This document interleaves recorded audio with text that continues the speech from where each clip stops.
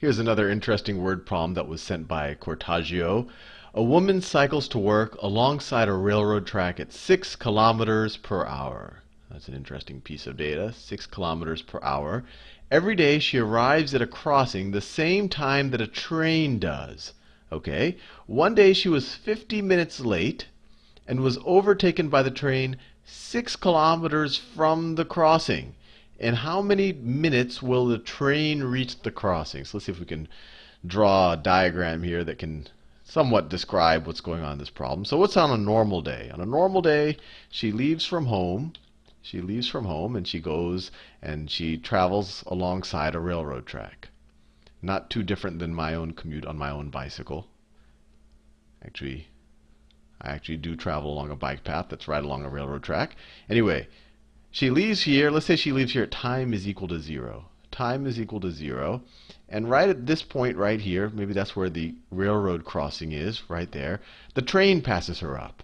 And she's traveling at 6 kilometers per hour. 6 kilometers per hour. 6 kilometers per hour. And what else does it tell us? It doesn't tell us how long it takes her or how far she travels. So let's just write. Let's say she arrives here at t is equal to a hours. T is equal to a. We'll do time in hours since we're in kilometers per hour. So this path takes her a hours to travel. So it takes her a hours.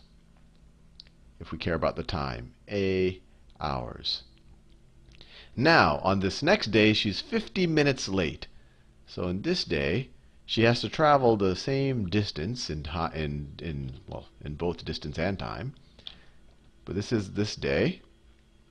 She leaves not at t equals 0. She leaves 50 minutes late. And since we're dealing with hours, let's write 50 minutes in hours. So she leaves at, if this was time equals 0, that's when she normally leaves. She's now leaving at time is equal to 50 minutes, or time is equal to 5/6 hours. Right? 50 minutes is just 50 over 60 hours, or 5/6 hours. So time is equal to 5 over 6 hours.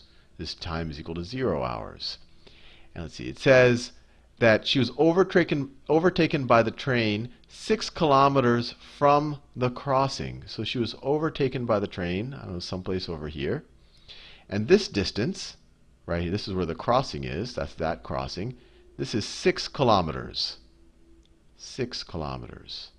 In how many minutes will the train reach the crossing? So if we can figure out some way of expressing this time, if we can figure out what this time is, we know that the train reaches the crossing at t is equal to a. So if we know this time, we could just find the difference between these two times, and we would have solved the problem. So let's see if we can figure out this time. So we know that it normally takes her a hours to travel this whole distance. It doesn't matter when she leaves, it takes her a hours. So in this case, it should also take her a hours. And how long does she have to go when the train passes her up on this day that she was late? How long will it take her to go this distance right there? Well, she's traveling at 6 kilometers per hour. She has to go 6 kilometers. So in time, this is going to take her 1 hour. To get, the train will have long passed her, but to get back to the crossing, she's going to have to travel for another hour. So if her whole route takes her a hours, if this whole length and time is a hours, then this distance right here is going to have to take her what? She has an hour left. Her whole trip is going to be a hours, so this is going to be a minus 1 hours. Let me scroll down a little bit. This is going to take her a minus 1 hours. So if on the day she was late, it took her a minus 1 hours to get passed by the train, what time are we talking about right here? What time is this? This is t is equal to, well, we started at 5/6. T is equal to 5/6. That's where we started, plus the amount of hours she traveled, plus a minus 1.